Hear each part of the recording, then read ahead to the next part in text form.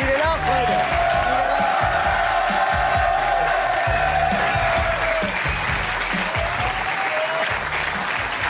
En chair et en l'os.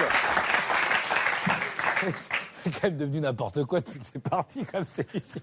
C'est n'importe quoi. Et c'est pas fini, abonné, parce que figurez-vous que, dans un bar moussant, à mesure que vous donnez des interviews, Pardon cher abonné, à mesure que vous donnez des interviews à droite à gauche, parce que maintenant vous vous prenez un peu pour un autre, vous parlez partout. Chaque semaine, il y a une nouvelle interview qui arrive. Oh merde. Sur le fil J+1. On découvre votre véritable personnalité. Et la dernière phase de cette personnalité nous intéresse particulièrement. On a appris les choses sur votre Pourquoi anatomie. j'y pense pas, putain. Sur votre anatomie, avec Sébastien Toen. Grâce à Salim Div. C'est le journal du Garde, installez-vous. Avec plaisir. Ah bah oui, Journal du Hard, Philippe Vandel. C'est-à-dire que tu tiens ta bite, il y a Philippe Vandel. Ouais. Moi, tu sais, c'est simple, c'était le film d'M6 qui passait... il y avait dimanche soir. Ouais. Et ce qui était horrible, c'est que tu commences un peu à t'exciter, ça commence à devenir chaud, 1 heure à discuter dans un manoir avant qu'il y en ait une qui se dessape, et là, ça commence à se caresser, l'autre, il fait ça, et à ce moment-là, cut, on est le lendemain matin au petit-déj. Et là, tu dis, non, c'est dégueulasse. En même temps, j'ai une très petite bite. C'est vrai. Je confirme. Alors, réalisé évidemment sans trucage, grâce, signalons-le, à l'œil très vigilant de Salim Dib. Il y a une phrase qui est un peu tronquée de son contexte, mais bon. Non, jamais. On la jamais. prend comme ça, c'est pas très grave. Merci. C'est pas le genre de J+1 de tronquer une phrase. Non, c'est pas. Julien, vous en savez quelque chose. La malhonnêteté, oui, la malhonnêteté. Comment il va? Ça va? Bien? La forme depuis la dernière fois? T'es quand même quelqu'un. Hein. T'es devenu quelqu'un, tu t'en imposes, tu te la racontes un peu, même on peut le dire, mais c'est pas grave, t'as le droit, tu peux. T'as quelques matchs d'affilée, t'es là, tu fais le cake. Quand j'étais venu, t'as pris 3-0, t'avais un peu la tête dans les godasses, là. Là, tu te la joues, on dirait du Prat. Ça rend pas humble, hein, cette émission. Hein. Non, mais c'est bien. Mais tu sais pourquoi? Parce qu'en fait, t'as l'œil. T'es quelqu'un qui sent le foot. Et quand on avait reçu, rappelle-toi, Henri, le pauvre, Benjamin Stambouli, t'avais tout de suite senti le truc. Regarde ce que tu lui avais dit. Je le vois aller dans de plus grosses cylindrées. Voilà. Je le vois à court ou moyen terme un avenir en équipe de France. Oh, carrément. Ah oui. C'est pas fini. Hein. Court, moyen, long terme. C'est un moyen terme un peu long. Là, ah bah ça va finir à Stoke, Fenerbahçe, tu la connais l'histoire. FC Bâle, championnat chinois. Terminé, fin de l'histoire. On le connaît le truc. Non, mais... Et depuis, t'as été remplacé à la fameuse palette, hein, qui était un peu ton truc, par Éric Carrière. Ah oui, quelle carrière. Éric Carrière, ouais.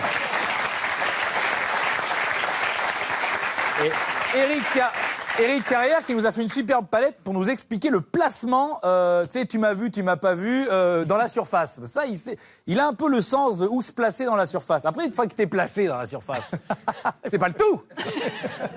Maintenant, regardez à quel point cet homme sait se placer dans la surface. Regardez plusieurs actions. Maintenant, voilà, très bien placé, voilà. Sur le gardien, c'était le seul endroit où il pouvait aller. Voilà, très bien placé. Attention, regardez. Voilà, tout seul. Et là, bien sur le gardien. Toujours très important, viser le gardien. Voilà, par exemple, là, il se décale bien. Il a tout le temps de choisir un endroit et il tire sur le gardien. Voilà. Donc, c'est la technique avec Carrière. C'est bien se placer et ensuite, tu vises le gardien en espérant que ça soit Kossi Agassa. C'est pas toujours le cas, malheureusement. C'est ça, c'est que... Ça marche.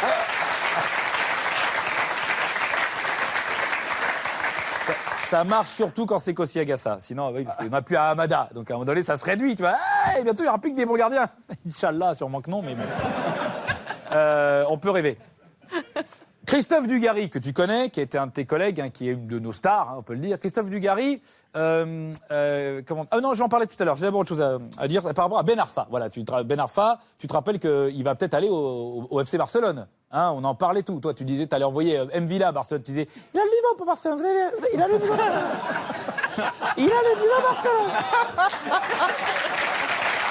Tu l'avais dit. Alors, tu l'avais dit. Ouais, j'ai dit. Je maintiens, et c'est égaré en route. Il fait un peu égaré en route. Voilà. Il s'est égaré, mais bien. Alors lui, méchamment. Hein. Et puis, alors je pense à Bouffal qui t'a dit qu'il avait mis le but devant de Basten. Le pauvre, il doit être comme ça maintenant. Donc Ben Arfa, tout le monde dit oui, ça y est, il est au FC Barcelone. Non, il est concerné. Il est à Nice. Et là, en ce moment, il est qualifié pour l'Europa League. On sent qu'il a la tête à Nice. Il n'a pas la tête au Barça, écoutez. Aujourd'hui, on est en Ligue des Champions, on est vraiment très heureux. La saison est réussie. Voilà, il est en Ligue des Champions, lui. Hein. Alors, Nice, non. Nice, ils sont 4e. Mais lui, il est en Ligue des Champions. Il est très heureux. Merci pour lui. Il vous embrasse. Mais à part ça, tout va bien. Donc voilà. Donc lui, il se voit déjà au FC Barcelone. Tout le monde le voit au FC Barcelone. Mais bon, il y a la MSN au FC Barcelone. Et il y en a un pour qui c'est pas une bonne idée. C'est Christophe Dugarry. Il l'explique très bien. Écoutez.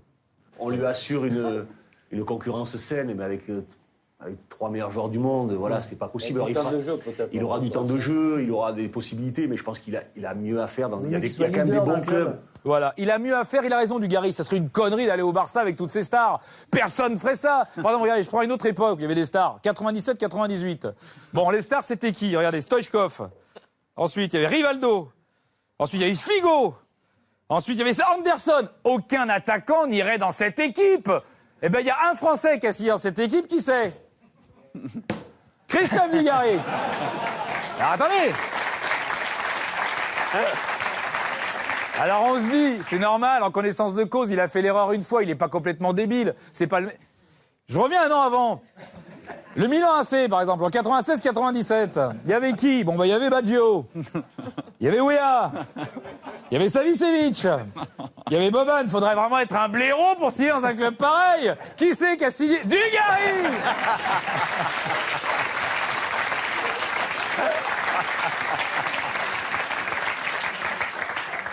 Il sait de quoi il parle, le mec. Ah oui, il sait de quoi il parle. Je vous rassure, avec le même succès dans les deux clubs, hein, évidemment. Hein. On l'embrasse. T'es au courant qu'il est amoureux de Valère Germain? Amoureux fou. Tout va bien. Donc oui, il s'est remis à peu près à niveau quand même. Donc c'est terrible. Je dis que des conneries, il faut que j'arrête de dire n'importe quoi. Je crois que c'est tout ce que j'avais à dire. En fait, il y a plein de choses qui m'ont intéressé hein, cette semaine. Je propose qu'on les regarde pêle-mêle. Ah putain, on a gagné, quel con! Maintenant ils vont garder Franck Passy, bordel! Oh les blaireaux! Et tu sais quoi, il y a West Ham qui t'attend, il y a un mec des ministères de West Ham, ça te dit pas? Mais non, moi je vous aime les gars, je veux rester avec vous. Je vais pas aller à West Ham, m'emmerder, c'est nul là-bas. Putain, tu sais quoi, pour moi Lingis, t'as un bon niveau. Il faut que t'ailles dans un grand club, tu vas pas à la Stoke City. Toi t'es fait pour Manchester United, t'es fait pour Liverpool, Manchester City, pas des clubs de merde, t'as de l'avenir Lingis.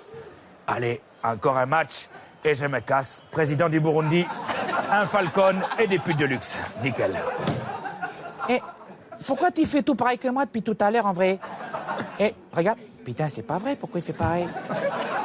Mais, t'es relou, tu fais toujours pareil que moi? En fait, ça s'appelle l'échauffement du con. Ah, d'accord. Tu sais quoi, moi je te vois Milacé. C'est sûr, Milacé. Eh, je suis pas un brownie là, t'es gentil. Non, je suis pas un brownie. Allez, vas-y, cherche Stéphane. Cherche Stéphane, cherche. Eh, excusez-moi, pourquoi vous êtes le FC Nantes là? Je croyais qu'on jouait contre Stade Malherbe en vrai. Non mais t'es sérieux là? Tu crois vraiment qu'on est le FC Nantes, mon pauvre vieux? Ah, t'es malade. Alors en fait, je t'ai mis toutes les bonnes meufs dans ta tribune. En fait, il y a les brunes à droite et puis les blondes, elles sont à ta gauche. Nickel. Bon, ben on va niquer ce soir, c'est cool. Tu sais quoi, t'as de l'avenir ici.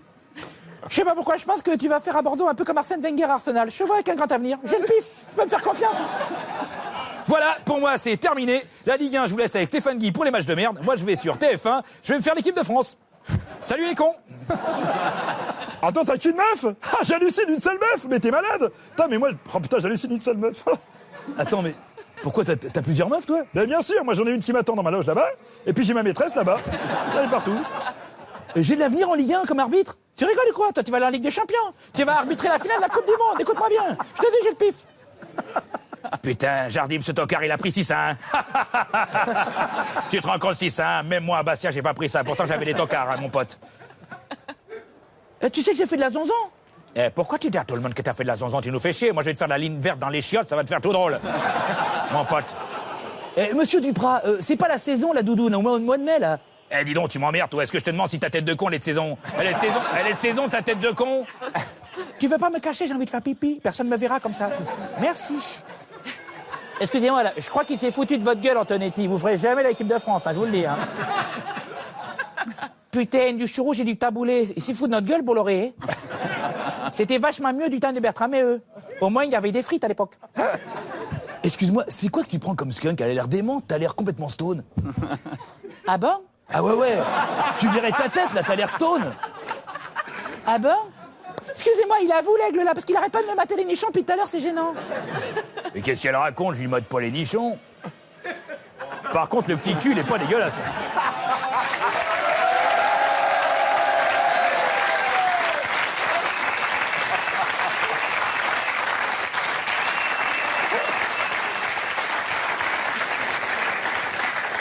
Alors, d'habitude, je finis par une question, mais là, j'ai mieux. Comme tu es quelqu'un quand même qui a été un peu le pionnier de la palette à J+1, eh bien, j'ai l'immense honneur de te remettre ici la palette d'honneur de J+1.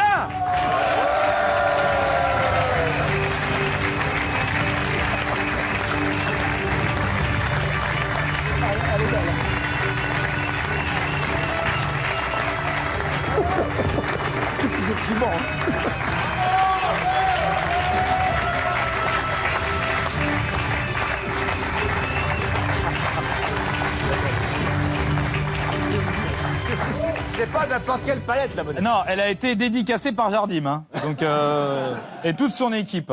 Donc, j'imagine que t'es un petit peu ému, quoi. Allez.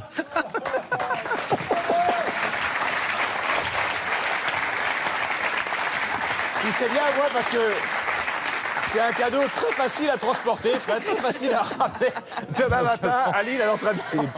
C'est le pire en pire. Merci beaucoup. Merci à vous.